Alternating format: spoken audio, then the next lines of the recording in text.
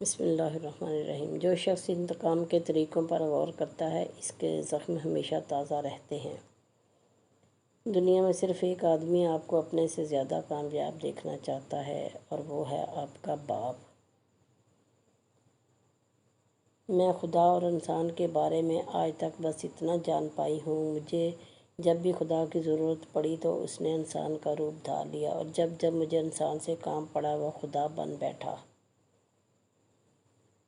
سوچ سے طاقتور چاہ ہوتی ہے اور چاہ سے طاقتور ارادہ ہوتا ہے اور ارادے سے طاقتور عمل ہوتا ہے۔ عمل سے منزل نہ بھی ملے لیکن کوشش کا اطمینان ضرور ملتا ہے۔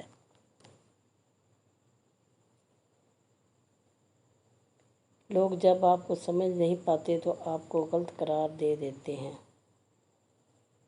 پہلا تاثر ایسا دیجیے کہ آپ اس تاثر کو ہمیشہ قائم رکھ سکیں۔ جو آپ نہیں ہیں کبھی بیان نہ کیجیے اور جو آپ ہیں کبھی مت چھپائیے۔ ہمیں وہی نظر آتا ہے جو ہم سوچتے ہیں۔ جب کوئی بات کام سوچ میں ہی نہ آئے تو دھیان بھی اس طرف نہیں جاتا جبکہ وہ موجود ہوتا ہے۔ سوچ کی نظر آنکھ کی نظر سے زیادہ تیز ہوتی ہے، اور جب سوچ کی نظر پر ہی پردہ پڑ جائے تو آنکھ سے اسے کبھی نہیں دیکھ سکتی۔ سوچ کی آنکھ پر اعتماد، یقین اور وفا پر پردہ ڈالتی ہے، پھر چاہے وہ بات، کام، چیز، واقعہ، انسان موجود بھی ہو، نظر نہیں آتا اور نہ ہی اس کی اہمیت ہوتی ہے۔ حادثوں کے بعد چہرے اور مزاج ناکامی کی سب سے بڑی وجہ ہے۔ انسان سمجھتا ہے کہ اس شخص کے پاس ٹائم بہت ہے۔ حادثوں کے بعد چہرے اور مزاج بدل جاتے ہیں، اکثر پہچاننے میں نہیں آتے۔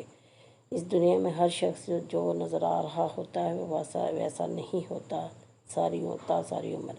خوشی جھونپڑی یا محل کی محتاج نہیں ہوتی۔ یہ اللہ تعالیٰ کی وہ عطا ہے جو وہ اپنے خوش نصیب بندوں کو جس حال میں چاہے رکھے۔ ہر پریشانی کی ایک ایکسپائری ڈیٹ ہوتی ہے، اس سے پہلے اس پر کڑنے سے بہتر ہے کہ صبر کیا جائے۔ اجر بھی ملتا ہے اور پریشانی بھی کم ہوتی ہے۔ سب سے بڑی بے وقوفی یہ ہے کہ ایک انسان اپنی دنیاوی مقصد کا تعین کسی دوسرے کے زندگی سے موازنہ کر کے طے کرے۔ زندگی تو ہلکی پھلکی سی ہے، سارا بوجھ خواہشوں کا ہے۔ انسان کا زوال تب شروع ہوتا ہے جب وہ اپنے ساتھ مخلص رہنے والے لوگوں سے منافقت شروع کر دیتا ہے۔ جب اپنوں کے درمیان بیٹھے ہوئے آنکھیں پانی سے بھر جائیں، منہ چھپا کے آنسو صاف کرنے پڑیں اور چہرے پر زبردستی کی مسکراہٹ سجانی پڑے، تب زندگی سے زیادہ بے رحم کچھ نہیں ہوتا۔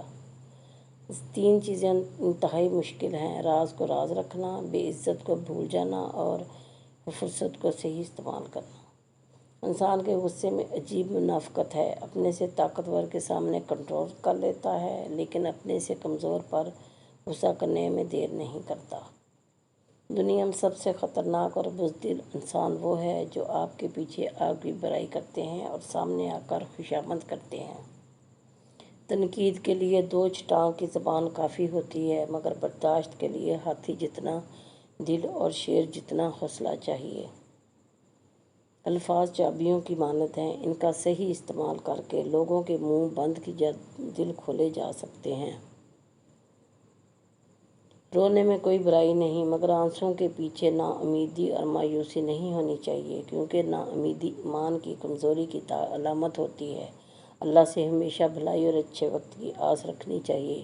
اپنے وہ بندوں کو اسی چیز سے نوازتا ہے جو اپنے اللہ سے امید رکھتے ہیں اور توقع رکھتے ہیں۔ محنت ایسی کریں جیسی آپ نے پہلے کبھی نہ کی ہو، اور محنت کا نتیجہ ایسا دیں جیسا کبھی کسی نے نہ سوچا ہو اور نہ ہی پہلے دیکھا ہو۔